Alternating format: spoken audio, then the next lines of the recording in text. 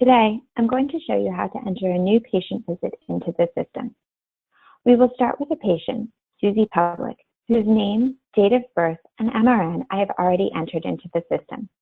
So the first thing we need to do in this case is select a date of service. Let's say March 1st, 2018. You'll notice that when I select this, her age in years automatically populates based on the date of birth I put in previously. The first thing that we'll do is assess the diagnosis. Does she have pelvic organ prolapse? Yes. Urgency urinary incontinence? No. Was she performing this surgery at the same time as a procedure for gynecologic malignancy? No. Or another gynecologic diagnosis? No. So what procedures did I in fact perform today? Was the surgery performed for pelvic organ prolapse?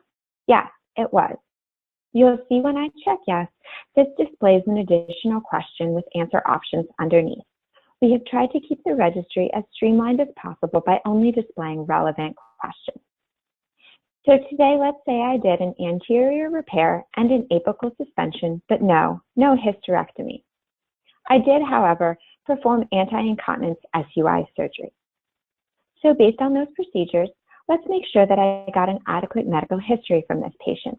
Did I assess, document, and communicate the risks of this procedure with the patient and her family? Yes, I did.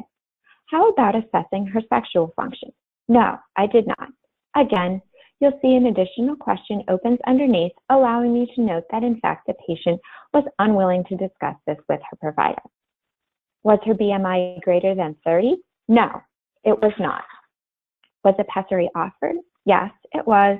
But because the patient was not interested, no pessary fitting was attempted. Was the patient screened for stress urinary incontinence?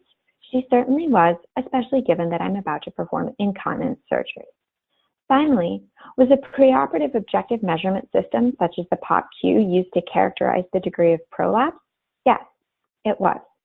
You'll notice as I complete these questions, the text goes from being black, incomplete, to blue, complete, which allows you to quickly and easily see which questions you may have missed on the questionnaire. Let's move on to the final two sections, intraoperative and postoperative information. Was VTE prophylaxis indicated for the surgical procedure? Yes, it was, and it was given within 24 hours. How about cephalosporin? Although it was indicated, I in fact did not give this because the patient was allergic. You'll see answering each of these questions opens subsequent questions asking for more information. I did give an additional antibiotic, however, which was stopped within 24 hours of the procedure. The patient certainly did not die during this procedure, nor was it an emergency surgery. I did, however, perform an intraoperative rectal exam at the time of prolapse repair.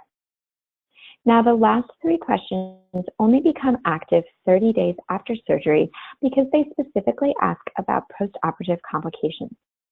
First, was a bladder injury identified within 30 days of surgery? No, it was not. How about a bowel injury?